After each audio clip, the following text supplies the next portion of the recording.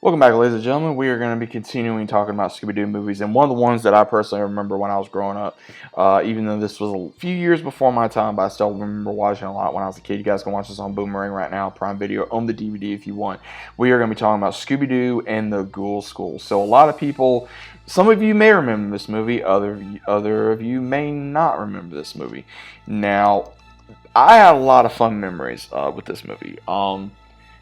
I remember seeing this and I was like, you know what? This was a very interesting take of Shaggy taking a job to be a teacher or a caretaker of these unknown students, did not know who they were, did not know anything about them other than they were just kids. Later he finds out they are actually monsters, and this was what was really crazy is Scooby and Scrappy gets revealed that they are actually babysitting slash helping these children that are actually children of the legendary monsters like Dracula's daughter, the werewolf's daughter, the ghost's daughter, the mommy's daughter, Frankenstein's daughter, all these legendary monster figures that they are actually, they're having to protect slash look after their children. Now,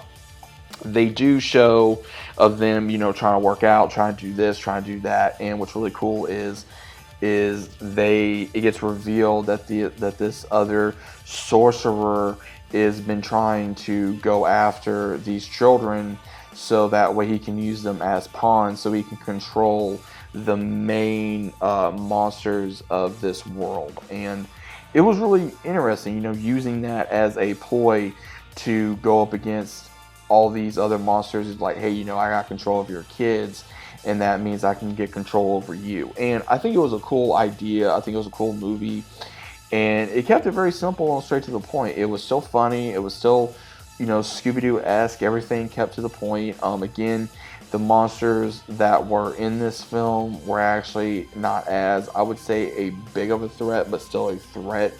You had like the Creeper, who was like, a tentacle type of minion, and you had this other one who was a sorcerer who again used his powers to control people, whether with like earbuds or whatever.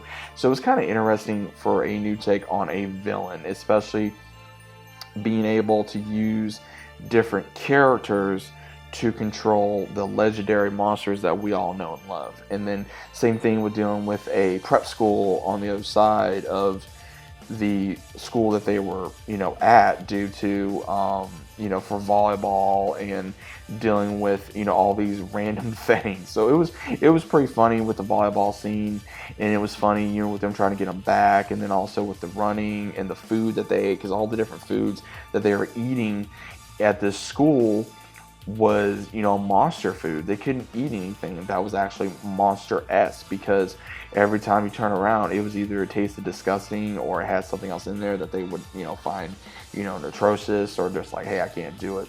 But it kind of was interesting seeing how the